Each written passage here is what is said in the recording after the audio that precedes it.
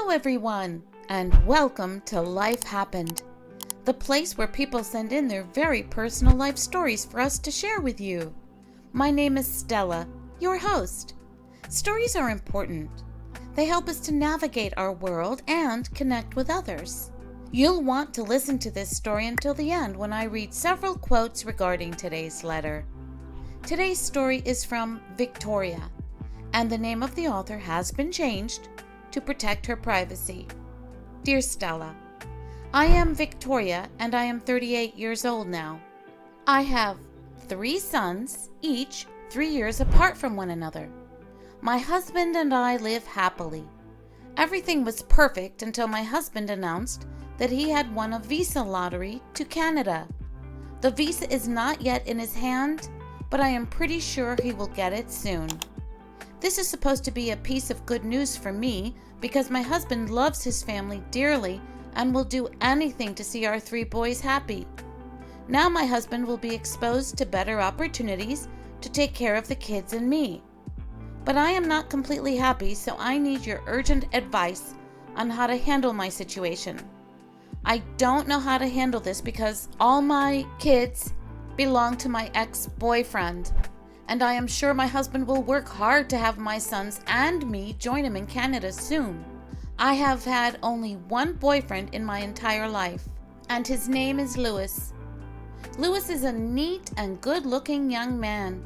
He and I met in college. We fell in love before we completed our studies, and Louis's looks and stature make it easy for him to be attractive to beautiful ladies.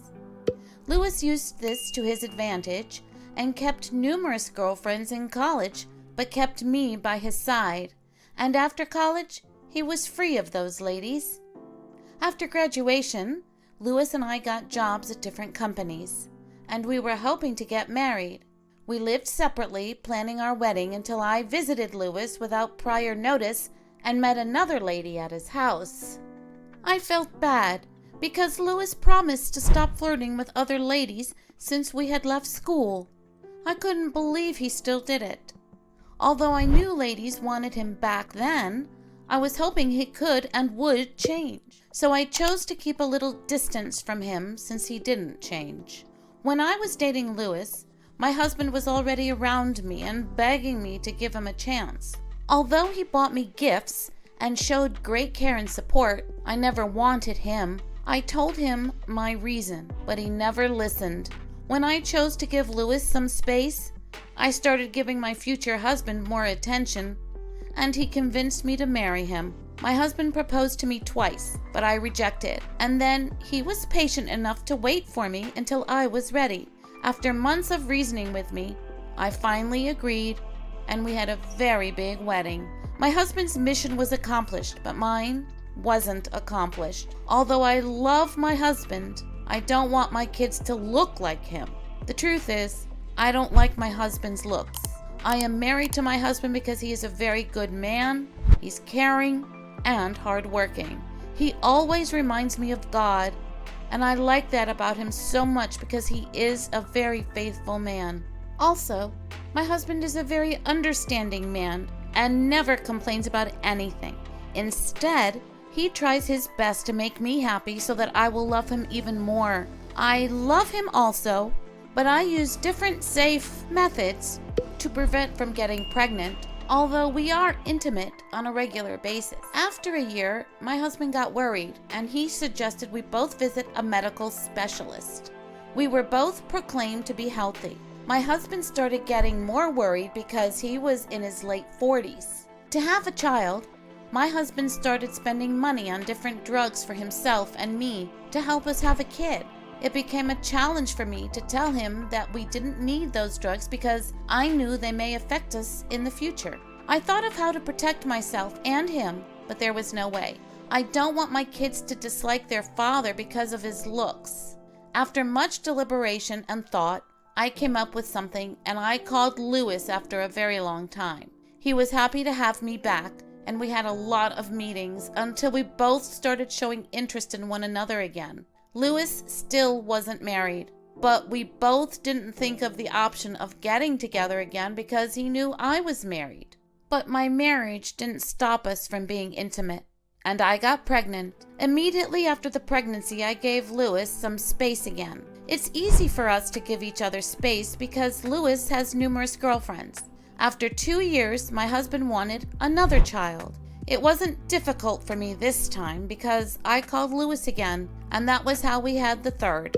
Now I am pregnant with Louis's fourth child. But my husband thinks he is the father of these kids. Everything seemed well enough until now, when he is about to travel to Canada. We will start the countdown as to when he will want us to join him. I can't go to Louis because he is now married with his first child, and I know my husband is my only hope. How do I tell him? Should I tell him now or wait until he travels? What can I do to save face and my marriage? I am confused. So what do you think about Victoria's story today? Just scroll down and leave your comment, question, or even the answer to Victoria's dilemma.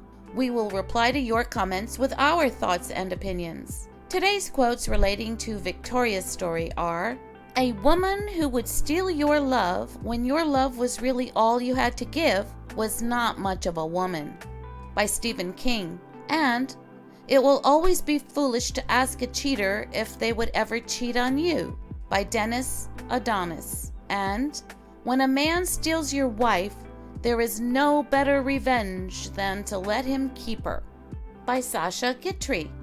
You know, storytelling is an important part of every culture, and here at Life Happened, we showcase people's real-life personal dramas and other stories, then share them with you. Do you have a story to tell? If so, scroll down to the description box and send us an email. We accept letters from anonymous authors and always change people's names to protect their identities. Life Happened is a great forum. It allows people just like you to have a voice and to be heard. And remember that by liking and subscribing to Life Happened, you help us to bring you new stories every Monday, Wednesday, and Friday, so you don't miss a thing. And please watch other videos from Life Happened, wherein people share their sentiments, their real-life personal stories, and they're great to listen to. We thank you for joining us here today, where Life Happened. See you next time, and have a wonderful day.